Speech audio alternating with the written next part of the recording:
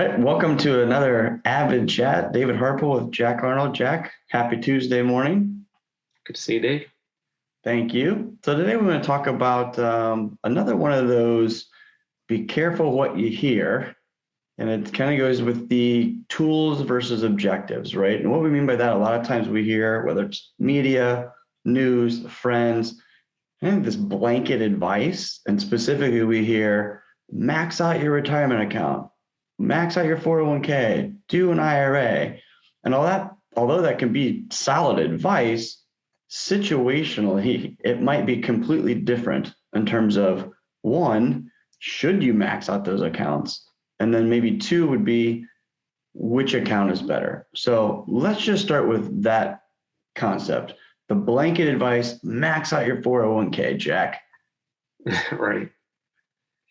Well, so like you said, this is like an ongoing topic / pet peeve is it really is difficult to find blanket advice that is applicable to everybody. There's not much other than perhaps like save your money. I've probably said that before. That's about as general as you can get to be like, save and invest your money is probably a good idea. I think that's probably true for most people.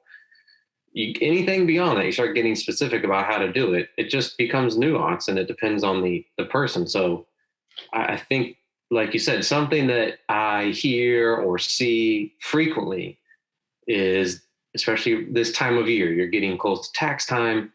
You'll hear it from tax people, or if you kind of use a TurboTax, sometimes that even will recommend doing it.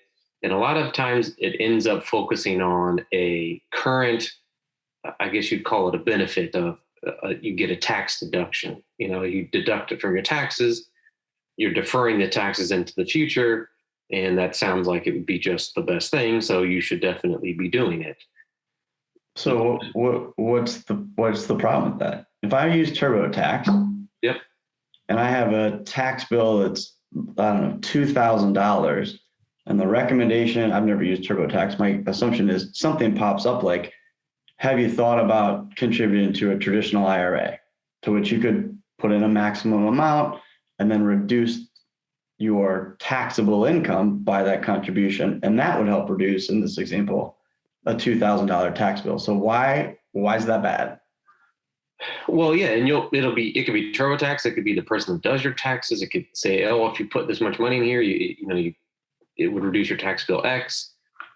The reason it can be a problem is it really does depend on your personal situation. So one would be, are you already saving money? So if you're already saving some money, do you have an additional 4, 5, 10, whatever it might be, $1,000 to make these contributions?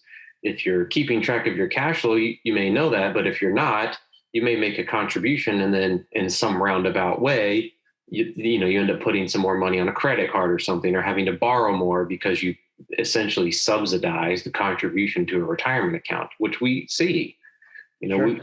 Frequently we'll talk to people and they'll have credit card balances, but they're putting money into their Roth. You're in a maybe not, it doesn't seem, it's roundabout. You're putting money on a credit card so you can make a retirement contribution. It's kind of somewhat defeats the purpose. So all of these things have to work together.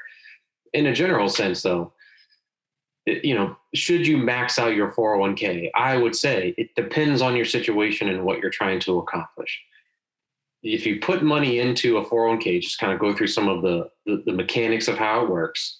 You put money into a 401k, it's pre-tax money, so you're not going to pay income tax on that money. It goes into a retirement account, and then as that retirement account, depending on what you invested in, of course, as you sell things and it pays out dividends and all these different things, you don't pay tax on that until you take the money out in the future. So then when you take the money out of the account, whether you left it in cash or you put it in stocks or some mix of stocks and bonds, it doesn't really matter. When you take it out, you pay income tax on it based on a very similar, just like you would now. It's tax like income. So if you take out $50,000 of it, it's going to be added to your income at the end of the year. The issue is, if you're 30 and you're maxing out a 401k because you think it's going to be net positive to you in terms of your tax rate. That may or may not be true. Reason is, if you went back 30 years and you looked at tax rates, well, there was two tax rates. There was, I think it's maybe 15 and 28. You got to 28 pretty quick, even if you adjusted for inflation. So if you're putting money in, and let's say you're in a 22% bracket now, which is actually pretty wide, even for a married couple, it goes up pretty high.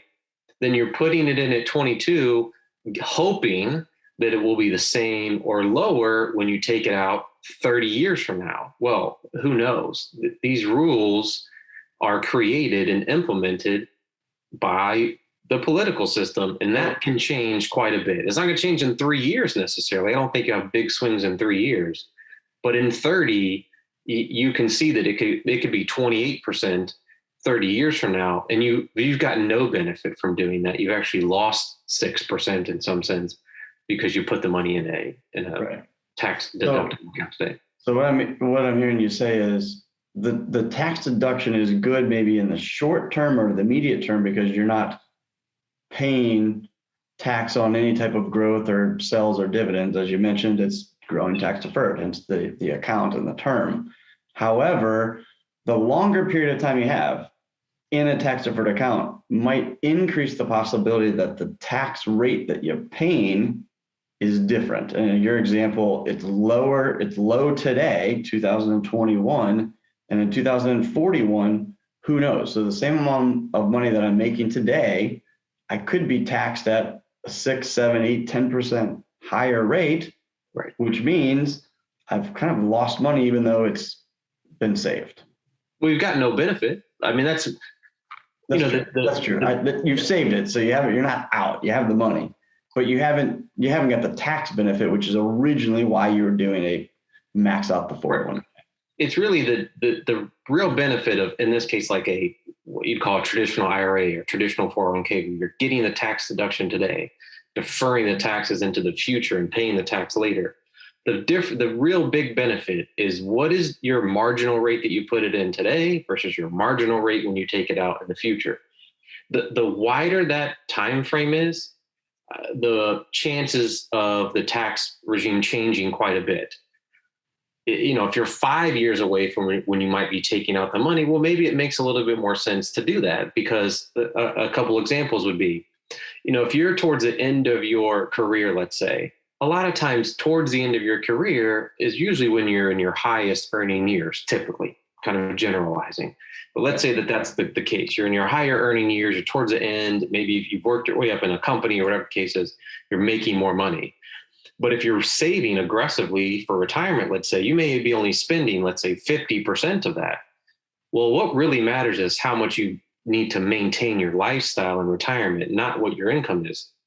So let's say you're making $300,000 a year as a couple, and you're going to retire in 5 years, but your spending rate is only $80,000, or it's $120,000 or something along those lines. That's what you're going to need to maintain yourself in retirement, is 120. So your spending bracket, I guess you'd say, in retirement is 120, even though your income bracket now is at 300, let's say, right. Kind of generalizing. In that case, it would probably make sense to go ahead and put it into an IRA, get the deduction at the higher rate, because in retirement, when you're going to take it out, you'll be at a lower rate. And you can say that with some confidence because it's 5 years away, let's say. It may change a little bit, but it won't change as much. But like I said, the further you spread that time frame out, the more uncertainty you're introducing into the equation, because these things can change quite a bit. I already said, if we went back to 90, 91, there were two brackets, like 15 and 28, I think were the two. So now we have 6. And it changes quite a bit. So if you're just saying, well, I'm going to max these things out, and you're kind of loading on one particular tax environment, you may find that the further you go out, the less of a benefit that actually is to you. It's not so cut and dry, max it out. Do you think that though leads to the other side of the equation, which is, well, then I'll do a Roth. I'll pay the tax now, excuse me, Roth, whether it's a Roth IRA or Roth 401k, you pay the income tax today based on your bracket. Then you make the contribution. Then it grows tax deferred, just like the other account, right? Gains, sales, not taxed. But when you take it out in retirement, it's tax free. So could you argue, all right, well, I'll do the Roth then? Yep. You certainly could. There are some limitations. Not everybody's eligible to put money into a Roth. There are income limitations. There's limitations on deductibility of traditionals too. You can do Roth 401ks. Those are depending on if your employer or where you're working offers that. They don't all offer it. So you have to keep that in mind. But that's not risk-free either. You always could say, if it's 30 years from now, I may not be paying income tax on my Roth distributions, but if we introduce some kind of sales tax, well, that doesn't matter. So if sales tax is 10% versus 7% today, certainly you're taking it out income tax free, but you're spending it and you're paying 10%. If we get some kind of VAT tax, like a value added tax, like in Europe, same thing. Those are more consumption-based taxes. I think the chances of us going to more like a consumption-based tax situation in America is probably slim. But I mean, who knows? 30 years from now, that could be the case. Sure. I think most of it comes down to maybe some tax diversification. So you maybe use a little bit of both. If you're doing a Roth 401k, let's say your contributions are going to be taxed post-tax. So after you pay tax goes into your Roth. But if your employer is still matching, usually those contributions go into a tax deferred, like a tax deductible account. So you don't pay tax on that. So it's a little bit of both. Is more what you probably would want to do, is have a little bit of tax diversification. I tend to be more of a fan of like a Roth situation, but it depends on the person. And I think in a general sense, this really depends on your personal situation to look at the scenario now and also be mindful that just because a tax environment is the way that it is today does not mean that's what it's going to be, 2 years from now, but much less 25 years from now. And you need to be aware that it's not permanent. The essence of the whole conversation is back to, there are plenty of tools that can definitely help and improve your situation today and in the future. But without knowing the objective that you're really trying to accomplish, it's hard to pick the tool first, right?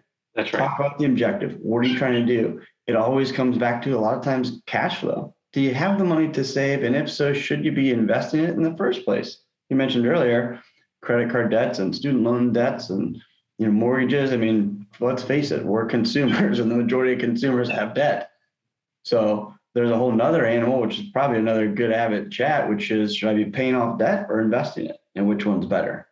So exactly, we could shelf that one for another AVID chat. I think, yes, having tools are great. Knowing the objectives are more important first, and then trying to figure out which tool is going to be the best for today and in the future. And some of it, quite frankly, is unknown. You got to have a little bit of a kind of gut feeling or hope it works out, so to speak. I know that sounds kind of horrible, but who knows? Well, yeah, and it's not horrible. I think that's just the natural state of things. Unfortunately, as much as we would love to just do something and that be the right answer, most things are very gray. There's probability. So you can go through some of the probabilities, make the best decision that you can possibly make, and just live with it. Like I said, it's probably more of a diversification thing. You could say that about probably anything: tax diversification, investment diversification, professional skill diversification, like all these things where, you could load on one particular way of the world being, and if it actually ends up being that way, it's huge. But the chances of you getting the one thing right and it going exactly the way that you think it was going to go, especially the further out you start to go on your time horizon, the less likely that is. Now it could happen. There's people that do that. There's people that say, this is going to be the future, or this is how things are going to be. I'm putting all of my money and all of my wealth and everything that I do is bet on this one particular way of the world being. And it works out. And it for sure, most of the time, that's not going to be the case. And you only get one shot. So you can't rerun it back when you're 55 years old and say, I'm going to try something different. Right. We are going to tend to err on the side of, let's diversify this a little bit. We may give up a little long-term terminal wealth. We may not, but I don't know with enough certainty how the environment's going to go permanently to say, this is the only thing you should do. So the whole always max out your 401k first and foremost, I think is typically poor advice, because anything could change. And the younger you are, the less that's probably true going forward. So yes, to say it for the 17 millionth time, it's objectives, then tools, not tools, which there's plenty of information out about tools. It's objectives first, and then pull from the available tools to help you accomplish what you're trying to do. Well said. If you hear of any other tools out there or some of this advice, you want to throw it by us, you want us to do a quick chat on it. I mean, we love doing this stuff. So reach out to us, let us know. Until next time, Jack, good to see you. Have a great Tuesday. All right, see you, Dave. Take care.